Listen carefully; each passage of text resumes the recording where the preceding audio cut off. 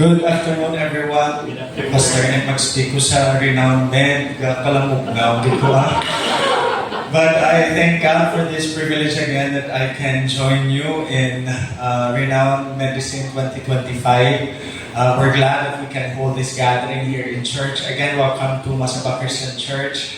And it's a great opportunity for us that we can gather together and be able to talk about medicine as stewardship. Kabalo ko this morning, we had a lot of feasting on God's Word. We just pray that this afternoon it will continue and it will fill our hearts. Now let's commit this unto the Lord in prayer. Let's pray. Father, we thank you for this afternoon. We thank you, Lord, for this opportunity that you have given us that we can gather together and feast on your Word. We thank you, Lord, that we can enjoy this all because this was purchased for us on the cross by the Lord Jesus Christ. We thank you, Lord, that you loved us with an everlasting love. And we thank you, Father, that you have given us the opportunity to serve you in our respective work and in our respective families, in the respective roles that we play. And we just pray, Father, that may our lives continually be a life of worship for you. This afternoon, Lord, as we study your word, we pray that you will open our eyes and our minds, that indeed we will see the things that you would like us to see from the scriptures which we will be learning this afternoon. May you be glorified in our midst. In Jesus' name, amen. I have a confession to make. Although I think personally na istorya ko naman sa iban, but I've always wanted to become a medical doctor. Wala ko pa nanambal sa mga wali ko.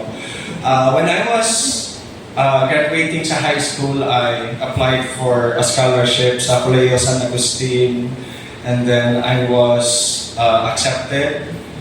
And then I applied also sa Riverside College for a possible option for a pre-med. And also, napatunan mo ko sa scholarship, kaluyan. But circumstances happened, some directions in the family came in. Instead of going straight to medical school, I went to the seminary for a preparatory year, and then I felt the call of God, and the rest is history. Nangyagatin, dog ko di sa buong. But, although mabatunan ko, kaya nabatunan ko naman get that siguro doon kapoy na ako mag-eskwela, pagituliwag as a doctor. But I've always said sometimes kada ako magsulod sa hospital or magsulod sa clinic, may nakakaginapan at the back of my mind, what if I was or I were, siguro kung indiretso ko man nangin medical doctor ko, kamusta na ayan ang kabuhi? So ganay kami ni Chinti kung nag-medical doctor ka, basi hindi kita nagdayon na yung but again, nagkaba ko nga yan, kanami mag-get because being in the medical profession is indeed a privilege. That's what our topic this afternoon is, stewardship as a privilege. That's why sa sinong ever naghambal, to ang topic mo is stewardship as privilege. Diba? That's easy sa ako na ulo, that's easy. No? Kaya tungod nga, gahalin ko sa perspective that medical doctors, and more so, Christian medical doctors, will indeed have that mindset that indeed it's a privilege kung aga ka sa medical profession.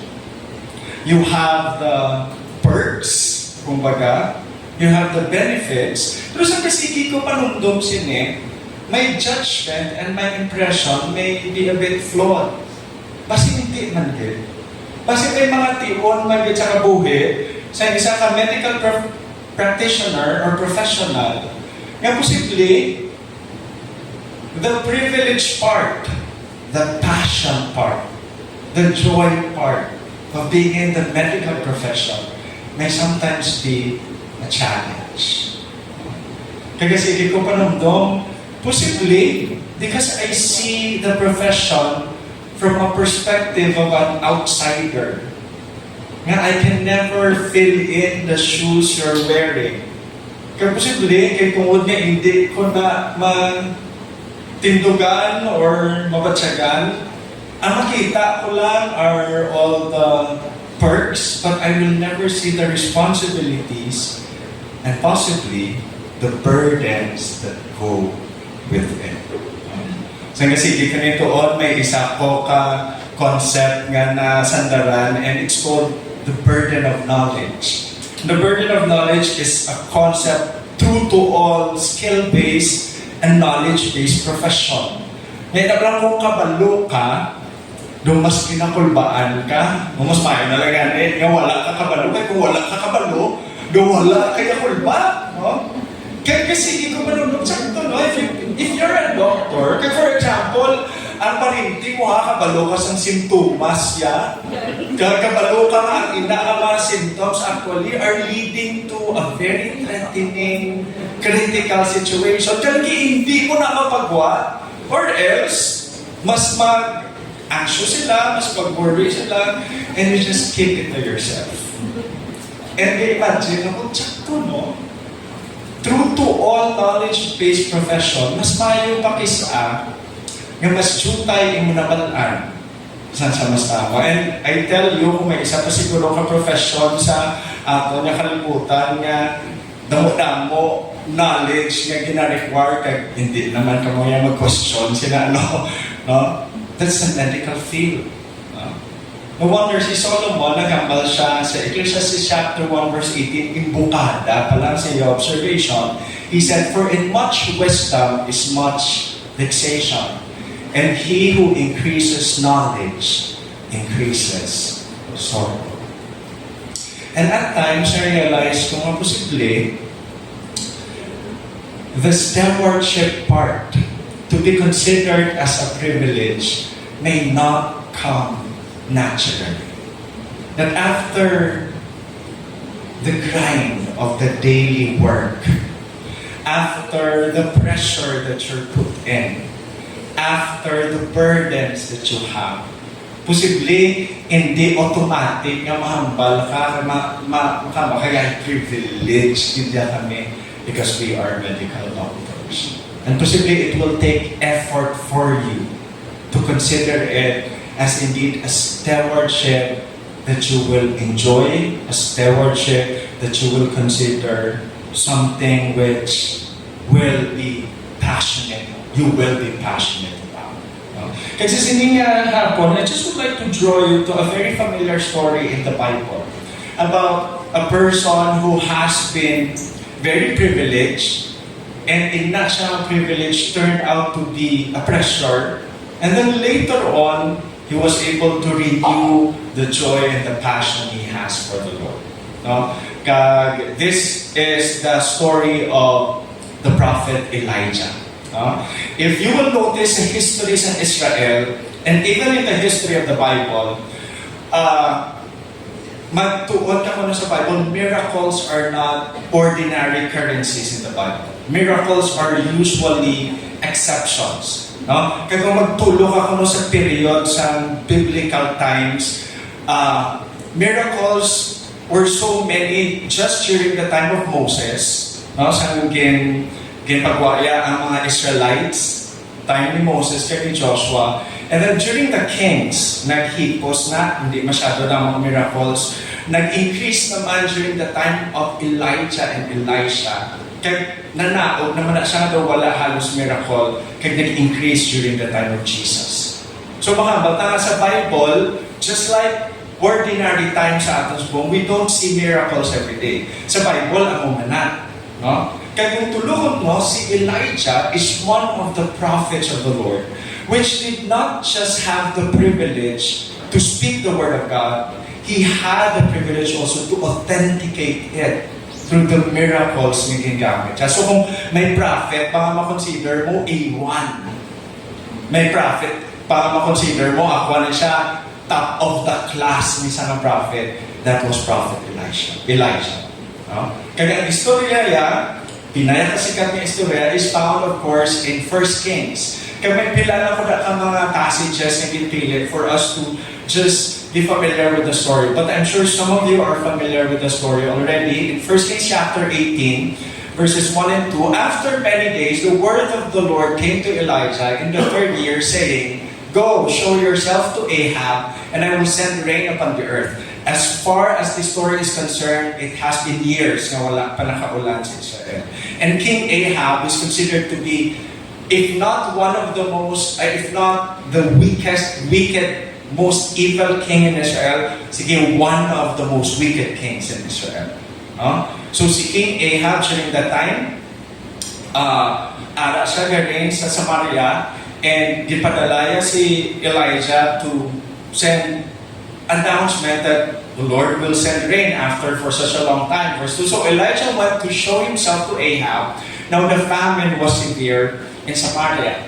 And in verse 17 and 24, when Ahab saw Elijah, Ahab said to him, is it you troubler of Israel? Verse 18, and he answered, I have not troubled Israel, but you have, and your father's house, because you have abandoned the commandments of the Lord and followed the Baals. Kaya makita ang istorya, because of Ahab and because of his wife, ang Israel backslided.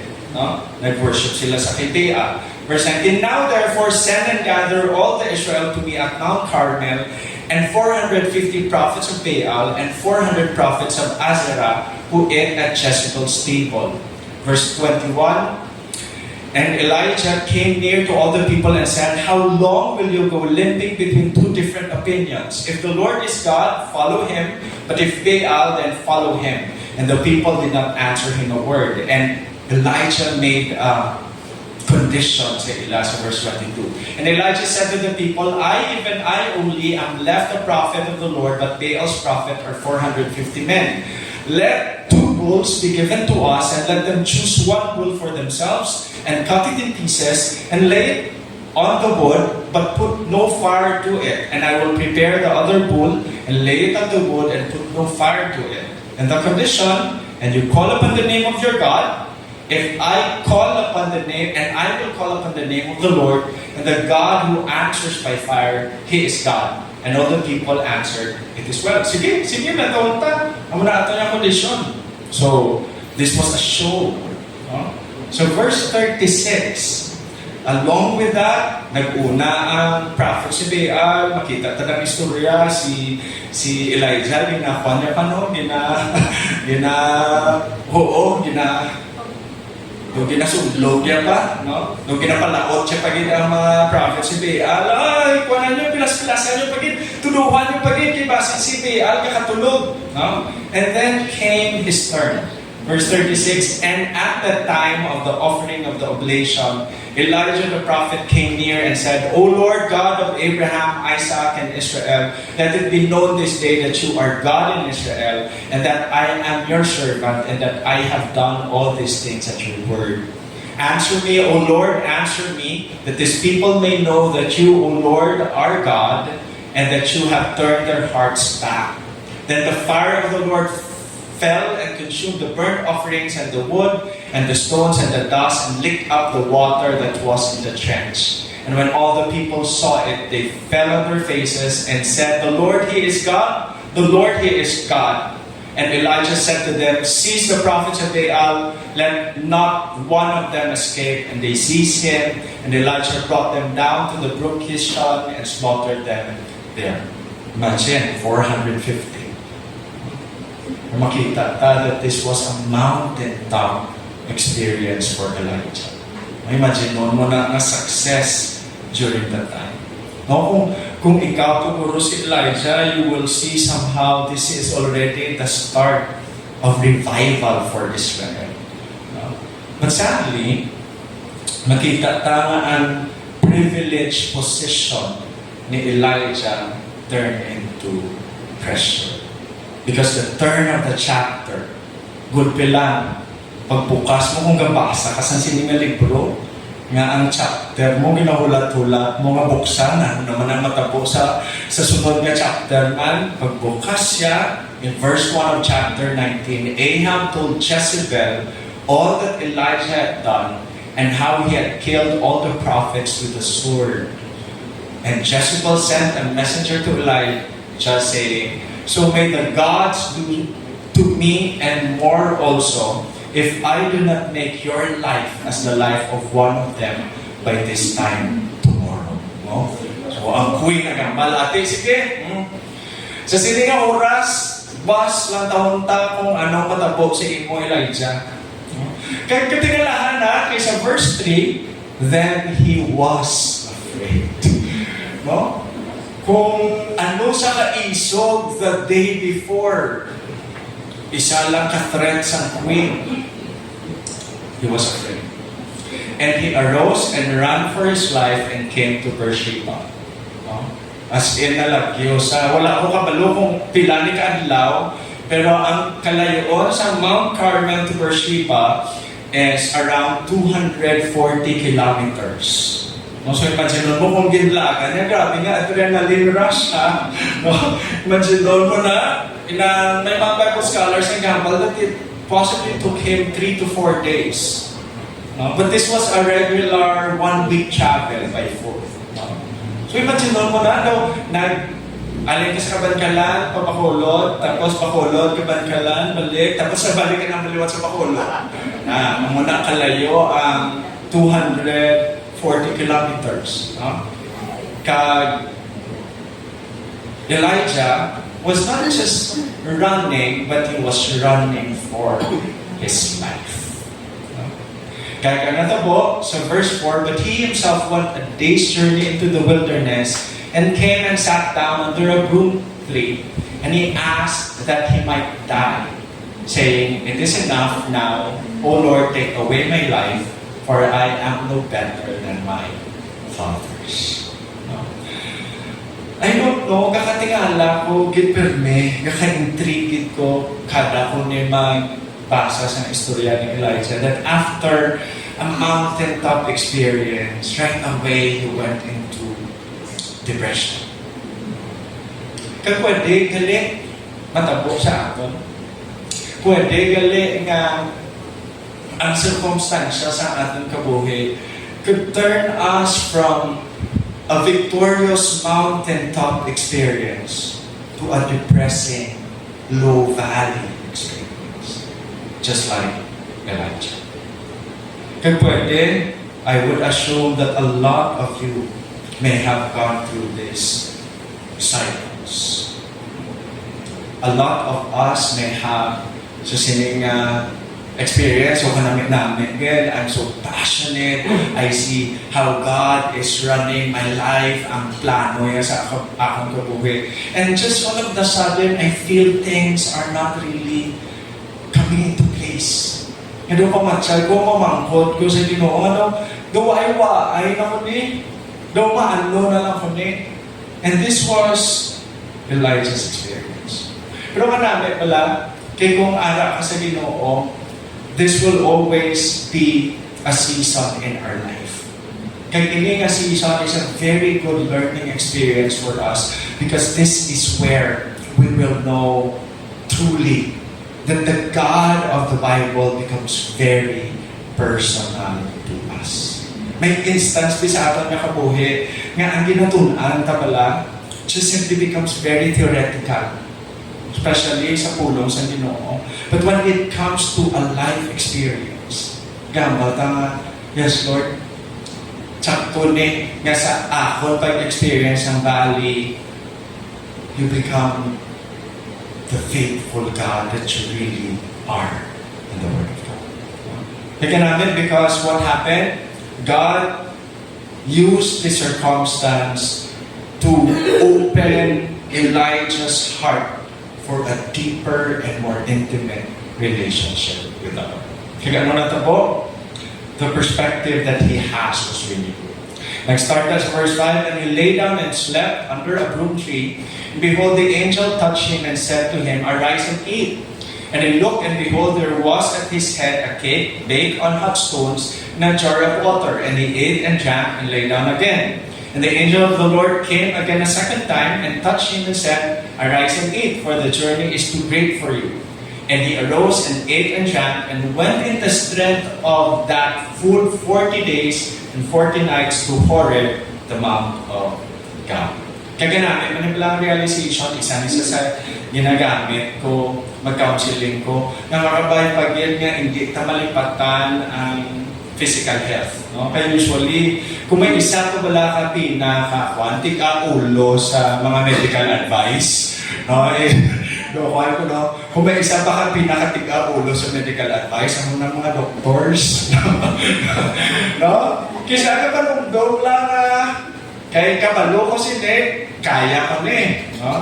Pero ang natabo da, si kanamit lang sa Ginoo because antes si Elijah mag-atuba siya and be restored spiritually. Jesus Christ, God, actually made ways to restore Elijah physically. Sino man di ang maglalain sa itong marathon niya, no? 240 kilometers. Ginpatulog sa, ginpakaon sa. And just medical advice to you doctors, please do not neglect sleep. Please do not neglect food. No, sa ako niya seminar sa mental health, ginapahands up ko na ang mga participants din. Pila ka average ang tulog mo kagabi or for the past pila ka days. Nakulbaan ko magpahands up sa inyo mga donkeys. Kaya base kung hindi ka mo kalapot sa normal sleep. Okay? But technically, makabalta that God was not just concerned of Elijah's spiritual life, He was also concerned of the physical. Kaya kabalota that all of that is connected. Yung patulog niya, yung pakaon niya, and when he was well physically, he was ready to be restored spiritually. And what happened in the next set of verses? There he came to a cave and lodged in it. And behold, the word of the Lord came to him and said to him, "What are you doing here, Elijah?" And he said, "I have been very jealous for the Lord, the God of hosts, for the people of Israel have forsaken my covenant, thrown down your altars, and killed your prophets with the sword, and even I only am left, and they seek my life to take it away." Kung tulukon mo na wala kung ikaw si Elijah, may istorya mo sa Ginoo. May notion to be kisala that when we pray, we speak to God the things that we feel He wants to hear from us. Ang mga kisan atong mga pangapuyo, wala ka mga formal, no? Pero matulukon mo si Elijah, ay prang kaya Ginoo, ari ko Lord, ako lang ni isa, natawa ko Lord. And sometimes, makabalta that we fail to be intimate with the Lord because we miss to be truly honest with Him. No wonder, kisang atong mga pamuyo, ito kung matsyag, alam may clouds na gabungko. Kaya hindi tatamatsyag ay kakabatian sa inyo. Because in the first place, we're not opening up our hearts to Him.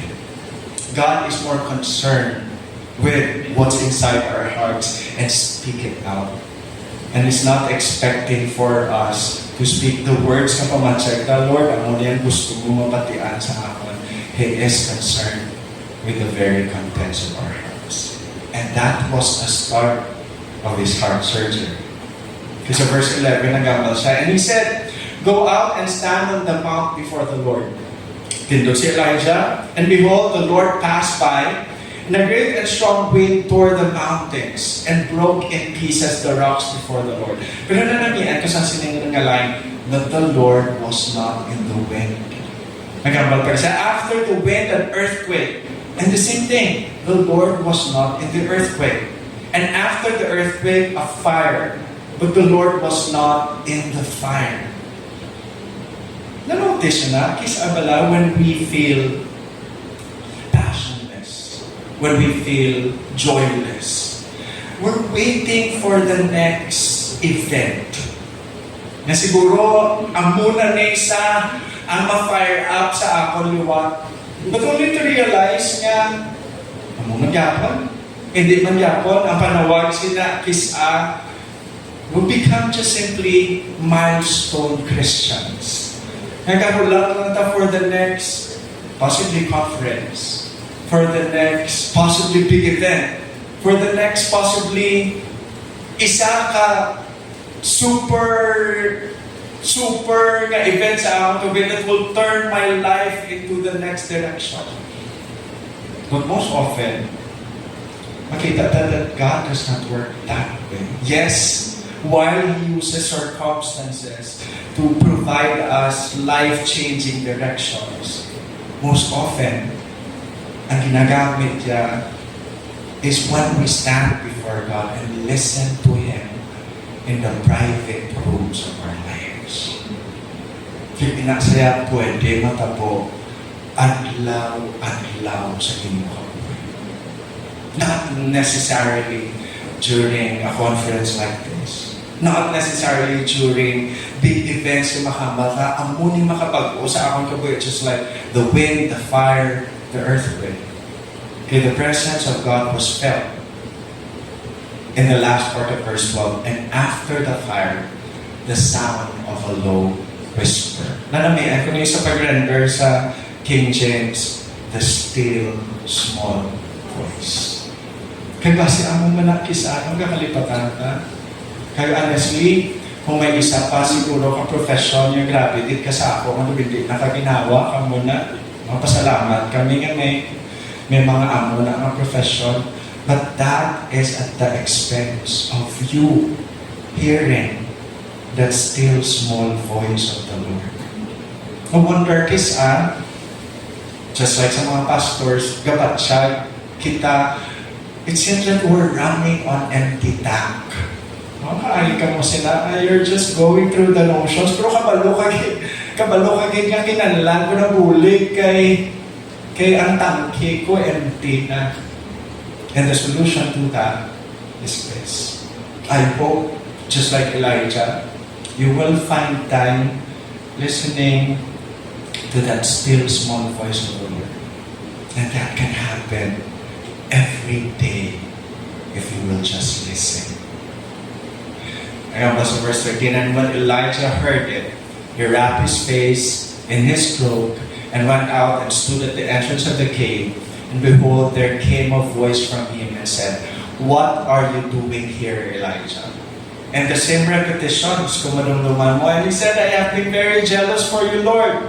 The Lord God of hosts, for the people of Israel have forsaken your covenant, thrown down your altars, and killed your prophets with the sword, and I only am left, and seek my life to take it away." The same nagyapon nga litanis, no? Ni Elijah. Pero namin, pagsabat siya sa Ginoo, okay, Elijah, return on your way to the wilderness of Damascus, and when you arrive, you shall anoint Hazael to be king over Syria, and Jehu son of Nimshi you shall anoint to be king over Israel, and Elisha the son of Shaphat Abednego you shall anoint to be prophet in your place.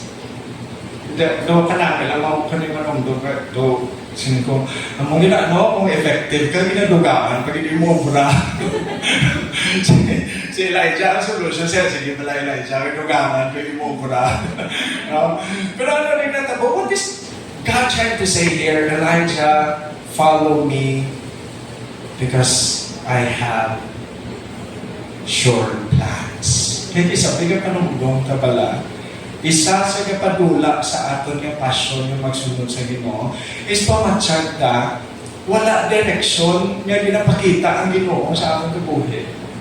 Pero si Elijah, di pabalo sa Ginoo, Elijah, moon mo ni. That just means I am sovereign and I know what I am doing. Kaya kung atin kasubong sa posisyon, sa imong kabuhi, kano pumatsyag mo, things are not just really falling into place. Trust God's plan for you. Because He knows what He's doing. Okay, just to give Elijah a glimpse of it, so verse 17, and one who escapes from the sword of Hazael shall Jehu put to death, and the one who escapes the sword of Jehu shall Elisha put to death, which means that righteousness and justice will reign. Kaya namin, we can always back on that. Kaya si Elijah, wala lang ko kabalo kung ano ang reaction niya sa siningatay. Nga ginhampalan sa sinisang Ginoo. Pero makita ka pala that during the times where we feel nga ang Ginoo daw hindi ta makita ang iya kamot, kabay pakit that we will always trust God's heart and His mind because He knows what is best for us. And it closes, yet I believe 7,000 in Israel, all the knees that have not bowed to Baal, and every mouth that does not kiss Him. May pawigit pa ang Ginoo sa kay Elijah. Elijah, nagabalambal ka na ikaw lang isa. Hari ko, may 7,000 pa sa Israel who is faithful to me. Kaya manibala ka namin, laman ng dungon, kaya sabi when we suffer, pamatsag ka, self-centered na pala gaso, nilong kita lang ang gaantos. Notice na, pero pamatsag mo, ako lang yan, Lord, how na? Wala naman gaso ng mga litanis sa Ginoo. Pero naman mag-remind sa atin sa Ginoo, you're not alone. You will never be alone. Okay, we're studying the book of 2 Timothy. Kaya namin sa encouragement man ni Paul sa kay Timothy paghambalya, Timothy, be faithful. Nantawa ko pala, Timothy, I'm suffering, I'm in chains because of the gospel.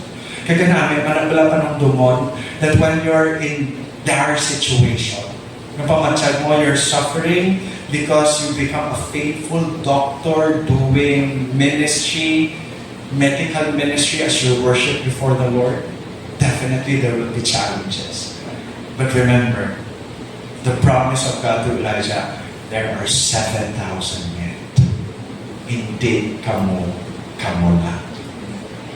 Kaya forget that this will continue to be an encouragement.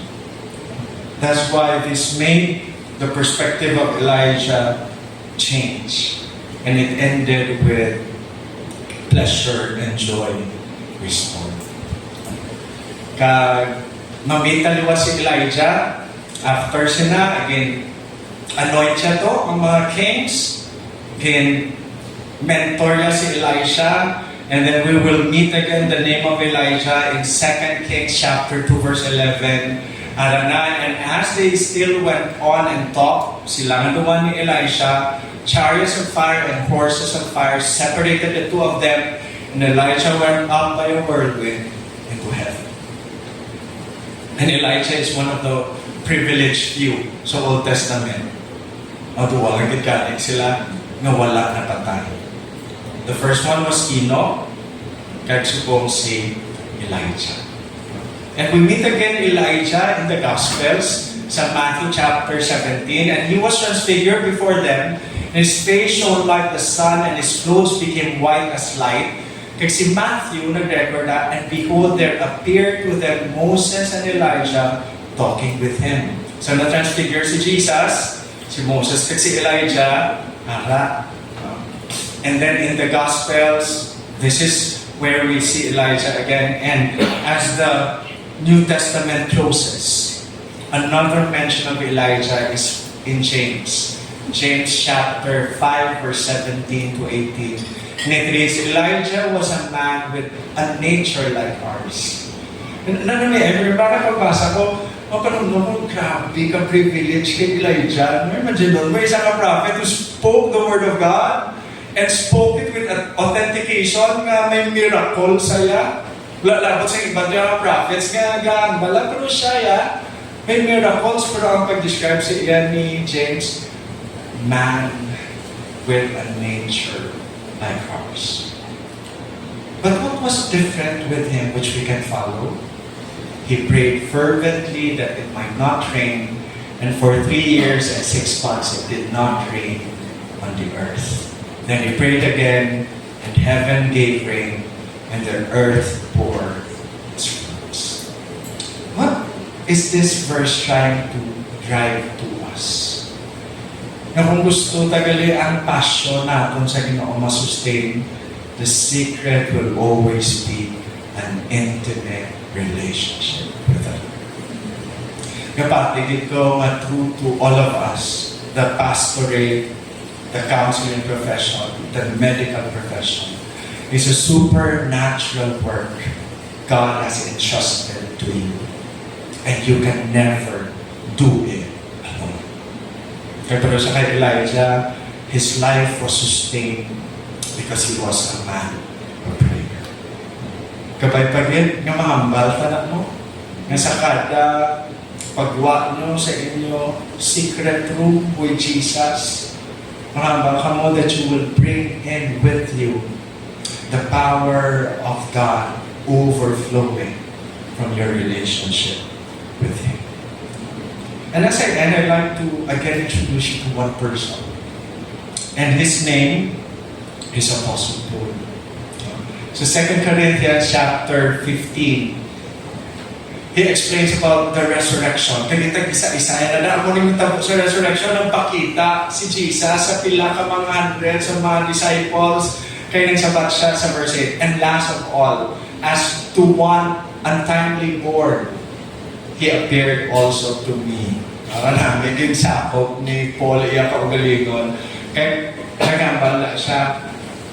Ginuna yung mga disciples, mga A1 to mga disciples. Pagka-verse 9, nagamba siya, for I am the least of the apostles, unworthy to be called an apostle, because I persecuted the church of God. Pero marami biglas ang sugpo niya. But by the grace of God, I am what I am. And His grace toward me was not in vain. On the contrary, I worked harder than any of them. Though it was not I, but the grace of God that is with me. Kung may isa man ka apostle, that siguro makambal ko, is a privilege apostle.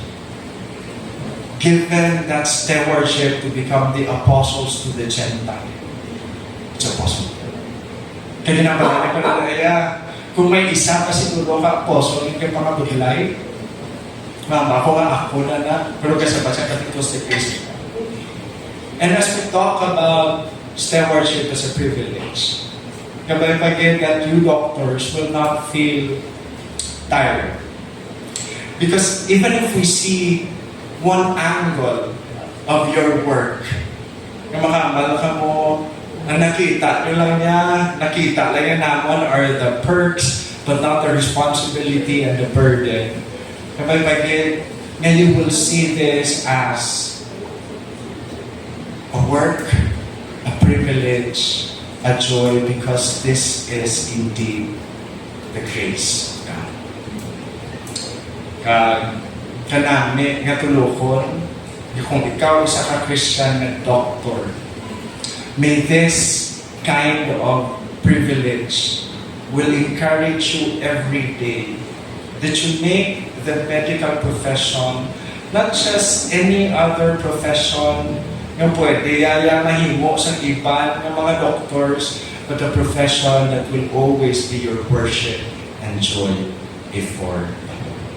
Kaya pagiging nga pagkatapos sa siniyang conference, manitutuod kiniya na makita niyo nga ang ginahandong ko sa una na ako tanya ang doktor nakuha niyo. Kaya pagiging that you will always consider that as a privilege. But that will only happen if you will always look at it in the lens of grace. Kaya pwede man nga ina-pribiliyo manging isa kapugal. But Apostle Paul said, because of grace, because of grace, because of grace. And this afternoon, I just would like to end with this conclusion. Stewardship becomes a joyful privilege when seen through the lens of grace. And I hope that for all of you here attending this year's renowned conference, may this become true. That as you get to be filled with all the encouragement from the Word of God, you go out of this conference blessed, knowing that what you have in your hand could be a joyful privilege because all of this is granted to you by the grace of God. Let's pray. Father, we thank you for your word. We pray, Lord, that you will bless this in our hearts. In Jesus' name, amen.